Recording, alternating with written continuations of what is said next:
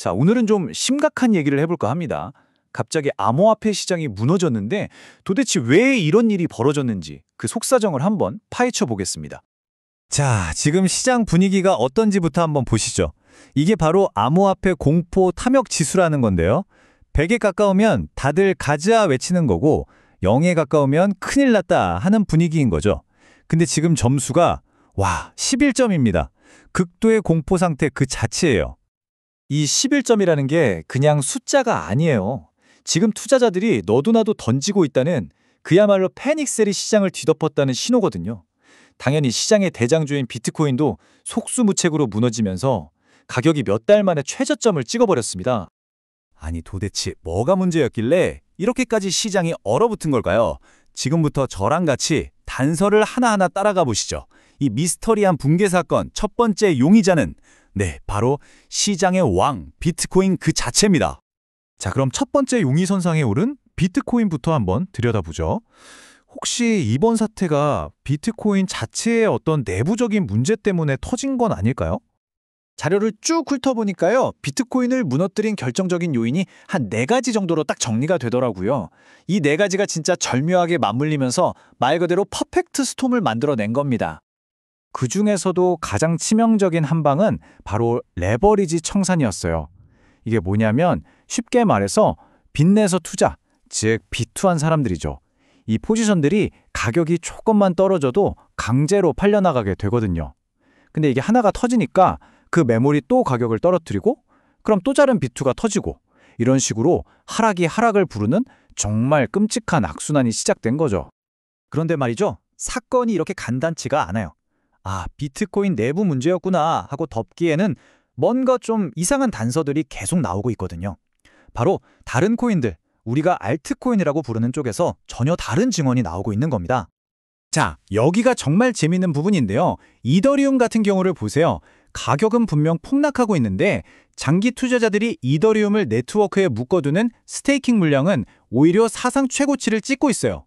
이건 뭐냐면 나는 이 기술의 미래를 믿는다는 사람들이 그만큼 많다는 뜻이거든요. 근데 왜 가격만 이렇게 거꾸로 가는 걸까요? 정말 미스테리하죠. 이렇게 내부에서 나오는 신호들이 서로 막 충돌하고 있잖아요. 이럴 땐 보통 보이지 않는 더 큰 손이 시장을 움직이고 있다고 봐야 합니다. 자, 이제 시야를 확 넓혀서 이 사건 뒤에 숨어있는 진짜 배우가 누군지 한번 추적해 보겠습니다. 그 배우는 바로 고래들입니다. 진짜 바다에 사는 고래는 아니고요. 시장을 한 번에 뒤흔들 수 있을 만큼 어마어마한 자금을 굴리는 큰손 투자자들을 이렇게 부르거든요. 최근에 바로 이 고래들의 움직임이 엄청나게 활발해진 게 딱 포착됐습니다. 이 고래들의 움직임, 이건 정말 양날의 검이에요. 한쪽으로는 이제 바닥이다 하고 똑똑한 돈이 들어오는 신호일 수도 있고요. 다른 한편으로는 더 큰 폭락이 오기 전에 빨리 튀자 하는 대탈출의 신호일 수도 있는 거죠. 아직은 어느 쪽인지 확실하지가 않아요. 그리고 드디어 이 모든 혼란의 진짜 원흉이 모습을 드러냅니다. 바로 거시경제라는 거대한 힘이죠. 특히 요즘 계속 강세를 보이는 미국 달러, 그리고 생각보다 금리 인하가 늦어질 거라는 전망이 시장에 찬물을 끼얹은 거예요. 생각해보세요. 안전자산인 달러가 계속 오르는데 굳이 위험한 암호화폐 시장에 돈을 둘 이유가 없잖아요. 돈이 썰물처럼 빠져나간 겁니다. 자, 지금까지 나온 단서들을 쭉 모아봤습니다. 그럼 이 증거들을 바탕으로 앞으로 시장이 어떻게 흘러갈지 그 시나리오를 한번 그려보겠습니다. 전망은 크게 3단계로 나뉘는 것 같아요. 먼저 단기적으로 앞으로 한두 주 정도는 변동성이 엄청나게 클 겁니다. 여기서 중요한 지지선이 무너지면 더 떨어질 위험도 있고요. 중기적으로는 한두 달 정도는 거시경제 상황을 계속 지켜봐야 하는 말 그대로 안개 속 국면이 될 거고요. 하지만 장기적으로 봤을 땐 다시 상승 추세로 돌아설 가능성도 충분히 있다는 분석입니다. 그렇다면 이렇게 한치 앞을 알 수 없는 폭풍 속에서 우리 같은 투자자들은 도대체 어떻게 해야 할까요? 다행히 자료에서 3가지 대응 전략을 제시하고 있습니다. 크게 3가지 시나리오가 있어요. 첫째, 나는 일단 내 돈 지키는 게 최우선이다 하시는 분들을 위한 보수적인 전략.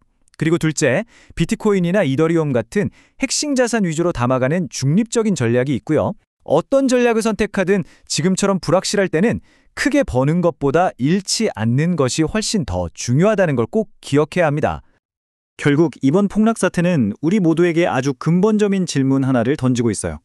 지금 당장 눈앞에 보이는 가격의 공포를 따라갈 것인가?